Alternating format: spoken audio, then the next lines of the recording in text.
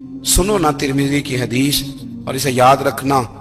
नबी पाक अलैहिस्सलाम ने फरमाया, अपने दुख लोगों के सामने ना बयान करना, सेठों नवाबों को ना बताते फिरना, दुनियादारों के सामने जाके ना रोना कि मैं तकलीफ में हूं। फरमाया अगर दुनियादारों को दुख बताओगे रब तुम्हें कभी गनी नहीं करेगा।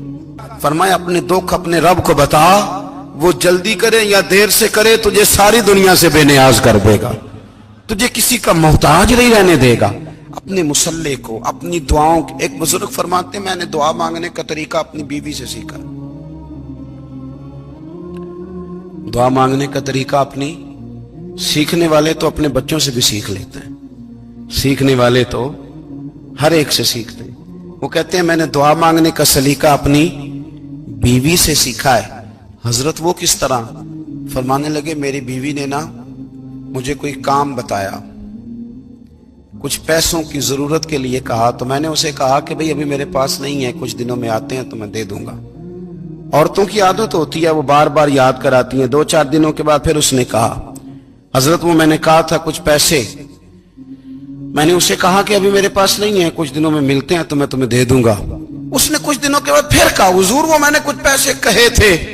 फरमाते मैंने डांट दिया, मैंने कहा कि क्या तू रोज मुझे शर्मिंदा करती है, कहा ना मेरे पास नहीं है, होंगे तो दे दूंगा, तू रोज याद कराती है। फरमाते उसने पहले तो मेरी डांट को सहा, फिर मेरे सख्त जुमलों ने उसकी आंखों में आंसू पैदा कर दिए, फिर उसने अपने आंचल में अपने उस दुख को समेटा और फिर उसने एक जुमला कहा तो मैं रो पड़ा और मुझे अपने रब से मांगने का तरीका आ गया। मुझे कहने लगी हजरत जी आपने डांट दिया, मैंने सह लिया, पर आप ही मेरे शौहर हैं, बताएं ना आपसे न कहूं तो मैं किससे जाके कहूं। फरमाते मैं रो पड़ा और मैं खुल के रोया और मैं तड़प के रोया और फिर मेरी सिसकियां बंद गईं। तो मुझे कहने लगी आपको क्या हुआ? मैंने कहा मुझे भी दुआ मांगनी आ गई है। जब मैं उसे कहूंगा ना अल्लाह तू ही मेरा रब है, मैं तुझसे न कहूं तो मैं किससे जाके कहूं, मैं क्यों किसी बंदे से सवाल करूं, मैं क्यों किसी दुनियादार से कहूं, मैं तेरे बंदों का, नेक बंदों का वसीला लेके, तेरे महबूब की गुलामी लेके तेरी बारगाह में आया, तुझसे ना मांगूं तो किससे मांगूं। समझ आ गई है, जब मैं इस रंग में मांगूंगा तो फिर रब मेरे ऊपर बड़ा ही फजल फरमाएगा, वो मेरे ऊपर बड़ी रहमत करेगा, वो मेरे लिए आसानियां करे। अजीज दोस्तों, बहलोल दाना रहमतुल्लाह अलैह बैठे थे तो हारून रशीद हज करके आ रहा था, तो रस्ते में हजरत शेख से मुलाकात हो गई। तो अस्सलामु अलैकुम के बाद कहने लगा हुजूर कोई हुक्म हो तो बताइएगा। तो हजरत बहलोल दाना फरमाने लगे तेरा रब कौन है? उसने कहा अल्लाह। तो फरमाया मेरा कौन है? कहा अल्लाह। फरमाने लगे तो बड़ा ही बेवकूफ है, क्या तू ये समझता है कि रब हारून रशीद को तो देगा और बहलोल दाना को भूल जाएगा? तेरा भी वही रब है, मेरा भी वही रब है। उसने अगर तुझे दे के आजमाया है तो हो सकता है मुझे ना दे के आजमा रहा हो। जब उसकी हिकमत के तकाजे होंगे तो अता करेगा और देगा। तू जा अपना काम कर। भाई अपनी रूहानी जिंदगी, अपनी इबादत, अपने वज़ाइफ, अपने रोजमर्रा के मामलात, अपनी दुआएं, अपना इस्तिगफार, दुनिया में इतना मुश्किल मामला है, आखिरत में मुझे बताइएगा कितना मुश्किल मामला होगा। मेरे नबी पाक सल्लल्लाहु ताला अलैहि वसल्लम ने फरमाया जो लोग सूरह मुल्क पढ़ा करते थे ना, सूरह मुल्क, ये सूरत मुल्क क़यामत में उनकी सिफारिश करेगी और इस तरह करेगी कि कहेगी ए अल्लाह यहाँ इस बंदे को जन्नत में दाखिल कर दे या मुझे कुरान पाक से अलहदा कर दे। तो रब फरमाएगा जा इसका दामन थाम के इसे जन्नत तक पहुंचाया। आप बात को समझे, जब आपके ताल्लुकात अपने मामलात के साथ मजबूत होंगे, ये नबी करीम ने वादा किया है कि तू सूरत वाक़या पढ़ तेरे घर में फाका नहीं आएगा। हजरत अब्दुल्ला इब्न मसूद रदी अल्लाह तआला अन्हु बीमार थे तो हजरत उस्मान गनी रदी अल्लाह तआला अन्हु तीमारदारी के लिए तशरीफ ले गए और जाकर के कहा कि आप बड़े बीमार हैं, आपकी बेटियां ज्यादा हैं, मैं चाहता हूं कि खजाने में से कुछ मदद करूं। तो सैयदना अब्दुल्ला इब्न मसूद रदी अल्लाह तआला अन्हु उठ के बैठ गए और कहने लगे अमीरुल मोमिनीन अल्लाह आपको मेरी तरफ से, मेरी बेटियों की तरफ से बेहतर सिला दे।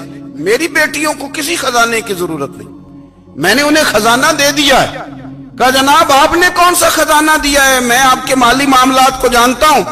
तो फरमाने लगे अमीरुल मोमिनीन मेरे नबी करीम ने फरमाया है जो सूरत वाक़या पढ़े उसे कभी फाका नहीं आता میں نے بیٹیوں کو یاد کرا دی ہے، یہ خزانہ میں نے انہیں دے دیا ہے۔ وہ سارے والدین سنیں جو بیٹیوں کے لیے پریشان رہتے ہیں۔ حضرت عبداللہ ابن مسعود نصیحت کر رہے ہیں، فرمانے لگے میں نے سورۃ واقعہ یاد بھی کرا دی ہے، پڑھنے کی عادت بھی ڈال دی ہے۔ حضور نے فرمایا جو سورۃ واقعہ پڑھے اسے فاقہ نہیں آتا۔ کہنے لگے چاند تو اپنی جگہ چھوڑ سکتا ہے، سورج گر سکتا ہے، تارے ٹوٹ سکتے ہیں، پر مدینے والے رسول کی بات غلط نہیں ہو سکتی۔ حضور نے فرمایا فاقہ نہیں آئے گا تو انشاءاللہ کبھی بھی نہیں آئے گا۔ کرنے کا کام یہ ہے۔ حضور نے فرمایا جو فرض نماز کے بعد دعا مانگے اللہ اس کی قبول کر لیتا ہے۔ نبی پاک صلی اللہ تعالی علیہ وسلم نے فرمایا اللہ مسافر کی دعا قبول فرماتا ہے۔ حضور نے فرمایا اللہ مظلوم کی دعا قبول فرماتا ہے۔ حضور نے فرمایا بیمار سے دعا کراؤ اللہ اس کی دعا قبول فرماتا ہے۔ میرے نبی پاک نے فرمایا ماں باپ جب بھی اولاد کے لیے ہاتھ اٹھائیں، ویسے تے بلے شاہ تو آسمانی اڈدیاں ہی پھڑ دیں، جڑا گھر بیٹھا انہوں بڑھیا ہی نہیں۔ حضور فرمانے لگے ماں باپ جب بھی اولاد کے لیے دعا فرمائیں اللہ ان کی دعا کو قبول کرتا ہے۔ آپ اپنا تعلق بنائیں، دعا کے ساتھ، عبادت کے ساتھ، مصلی کے ساتھ رشتہ بنائیں، استغفار پڑھیں۔ صلاح الدین ایوبی صلیبی جنگوں میں تھے، رات کو مسجد اقصی میں نماز پڑھی تو پریشان تھے۔ ایک بزرگ سے ملاقات ہوئی تو وہ کہنے لگے کہ آپ بڑے پریشان ہیں۔ کہنے لگے حضور پریشان اس لیے ہوں کہ پہلے ہی مسلمان کمزور ہے، اب میں نے سنا ہے دشمن کا ایک بحری بیڑا وہ جنگی سامان سے بھرا ہوا آ رہا ہے، تو اب ان کے پاس اور تلواریں اور نیزے آ جائیں گے، مسلمانوں کے پاس پہلے ہی وسائل کی کمی ہے، پریشان ہو کس طرح کر کے مقابلہ کریں گے۔ یہ بات کہتے ہی صلاح الدین ایوبی نے بزرگوں سے کہا حضور آپ بھی دعا کرنا، دعا کی بڑی طاقت ہے۔ میرے نبی پاک نے فرمایا دعا مومن کا ہتھیار ہے، دعا مومن کا